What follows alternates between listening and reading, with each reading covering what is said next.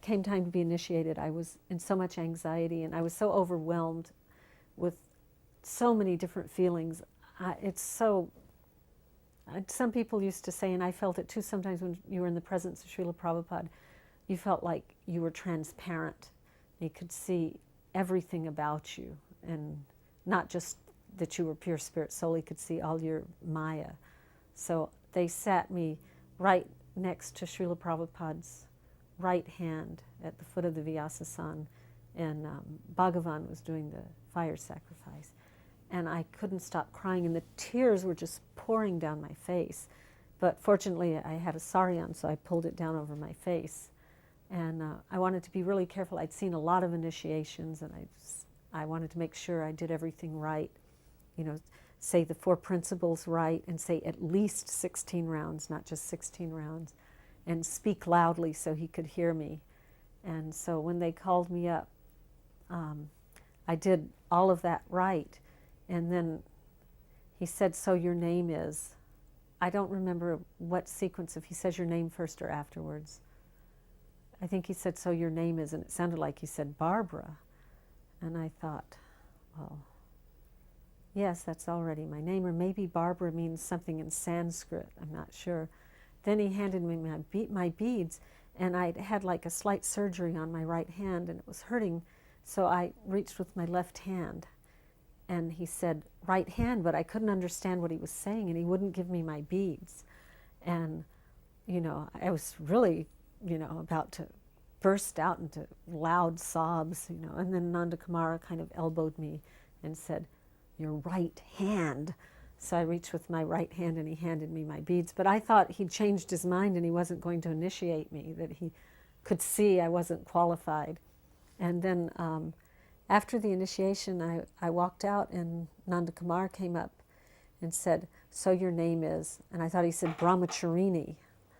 And I thought, well, I've got 2 children and I'm 6 months pregnant, but at least it's Sanskrit. Yeah. Then he handed me the paper, and it said Bhavatarini. He said, and you're very lucky because they didn't have a name. Pradumya picks all the names out, but because they didn't know you were getting initiated, Srila Prabhupada just named you on the spot. And that's Srila Prabhupada's sister's name. And later on, I got to meet her, and she used to call me Bhavatarini, dasi, dasi. So that was my good fortune that they forgot about me. There was one devotee with epilepsy, and Brahmananda said, oh, Prabhupada, he's following Dr. I don't remember the wording. And Brahmananda said, oh, why don't you take some pills? They work. You should use these Western medicine pills. And Prabhupada asked the devotee, well, is this treatment working, this fasting? And he said, yes. And Srila Prabhupada said, you know, yes. If you are sick, then fasting is the best cure. They were reading Krishna book, and Prabhupada said, I don't remember what they were reading, but he goes, yes, in India, all the girls must be married. And if a suitable husband cannot be found, then they are married to a tree. So we were all going, well, as we're leaving the garden, I wonder what kind of tree they marry the women to. And there was a devotee girl from India, and she goes, that was a joke. I had no concept that Srila Prabhupada could joke. You know, when I saw him, I had butterflies in my stomach. It was like so serious, you know. But that was a joke. So Nandalal had come with me. She asked if she could come in the room. She wanted to ask Prabhupada a question. And earlier that day in class, she had asked Prabhupada, how do you become free from envy? And she was explaining to me that this was during the time when Siddhaswarupananda's group was breaking away. And she had heard that Prabhupada had said that they were leaving ISKCON because they were envious of the spiritual master. So she had asked Prabhupada, how do you become free from envy? Oh, not envious of the spiritual master, I'm sorry, they were envious. So she asked Srila Prabhupada, how do you become free from envy? And she was asking for the benefit of the Siddhaswarupananda people. I mean, she was telling me this. She was thinking, well, they were envious, and she was doing this for their benefit. Prabhupada looked straight at her and said, don't envy the spiritual master. So she said to me, he was like maybe thinking I was envious. And I don't want to sound like I'm criticizing her. This is what she was telling me later, and we've discussed this. She was thinking that she wasn't envious and the other people were, and Prabhupada misunderstood her question. So she wanted to ask him further. So she came in the room with me, and when Prabhupada and I had stopped speaking for a while, she said, could you explain further how to become free from envy? And Prabhupada said, just like Prahlad Maharaj, he was never envious, he was never afraid. When something bad happened, he thought, oh, here's my Lord, here's Krishna. And when something good happened, he thought, oh, here's my Lord, here's Krishna. So he was never envious, he was never afraid. And then she asked another question, and Srila Prabhupada looked at her and said a little sternly, read my books, it's all in the books.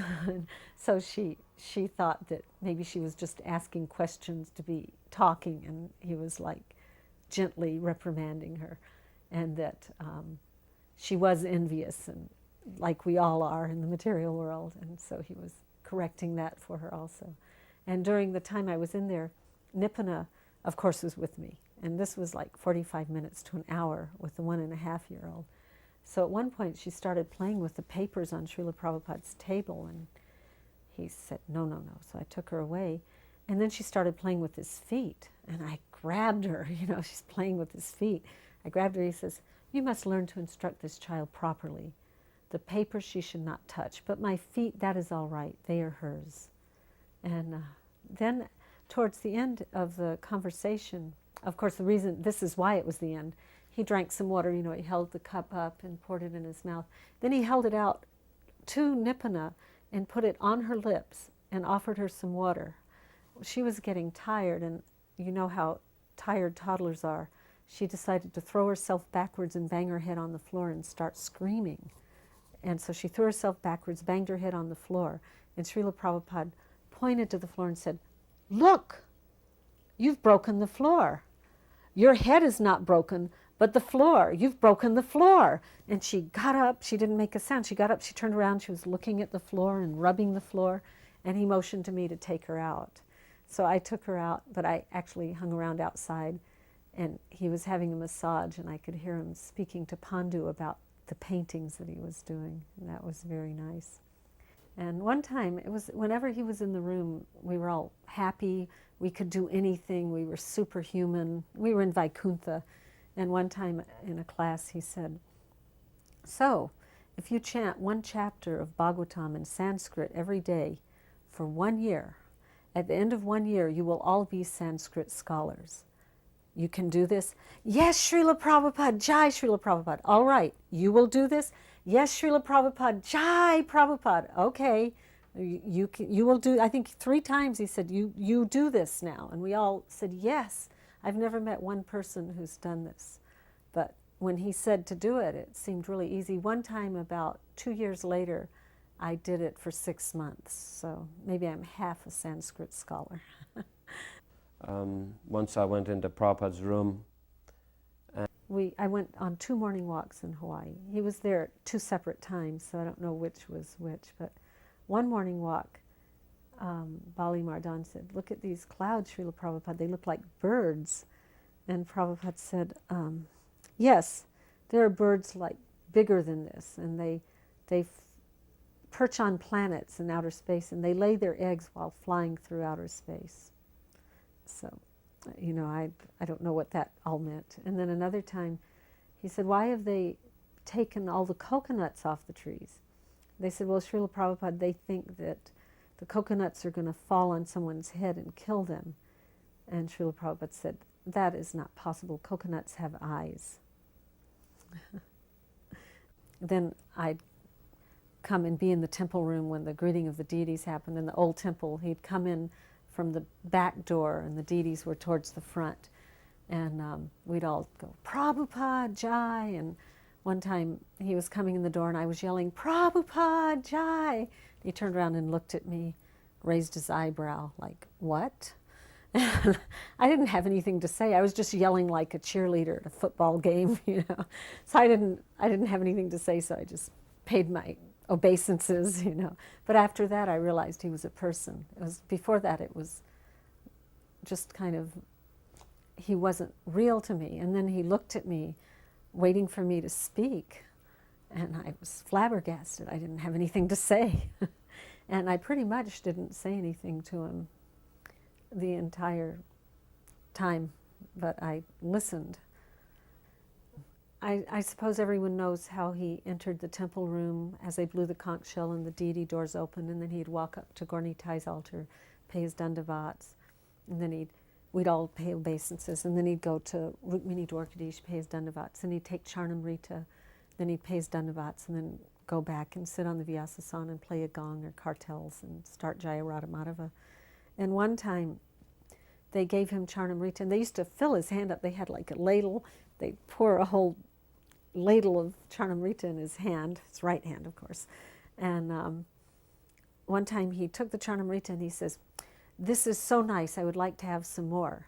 So I was expecting that he'd put his hand out and he'd get some more. But he just washed his hand and paid his dandavats and went on. You know, and Hari, my husband, said one time, well, maybe he was showing the example how we only use everything for Krishna's service, not for our own pleasure. So it tasted so good, he said, "I'd like some more," but then he just paid obeisances. I said, well, what do I do when I need extra money? And Sudama goes, "Srila Prabhupada, she does bake sales." And Prabhupada goes, "No." And I said, "I could pick guavas." And Srila Prabhupada goes, "No, no, no. You are a woman, you have a child. You must not strain. You should not strain." I said, "Well, I like to distribute your books." "Yes, you do that. There will be a profit. You keep that." So I went to San Francisco, and Srila Prabhupada came for the Rath Yatra.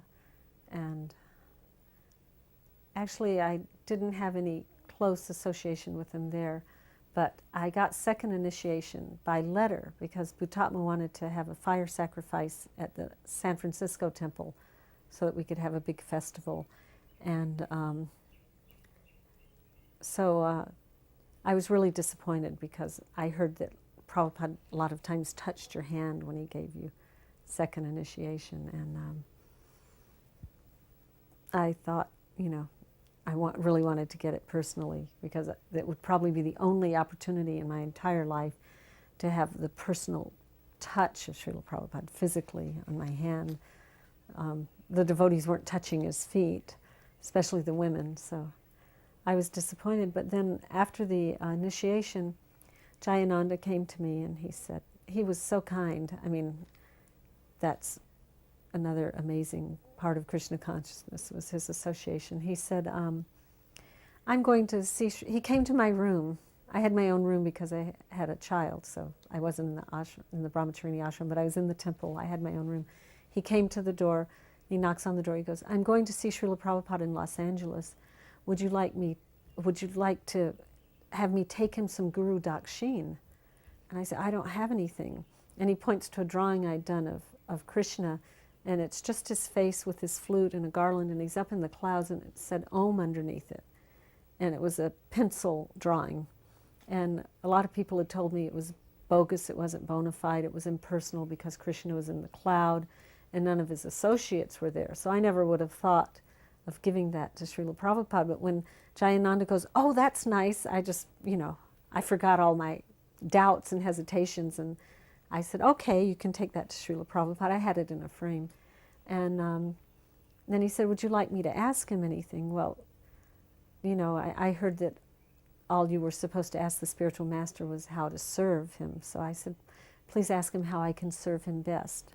So about a month later, Jayananda got a letter from Srila Prabhupada, and of course it discussed other things, and it said, "To thank Bhavatarini Dasi for her drawing of Gopal Krishna." So that was like, oh, it's Gopal Krishna, it's not impersonal. And he said, "As far as she can serve me, the best service is to chant Hare Krishna always and spread it to every town and village."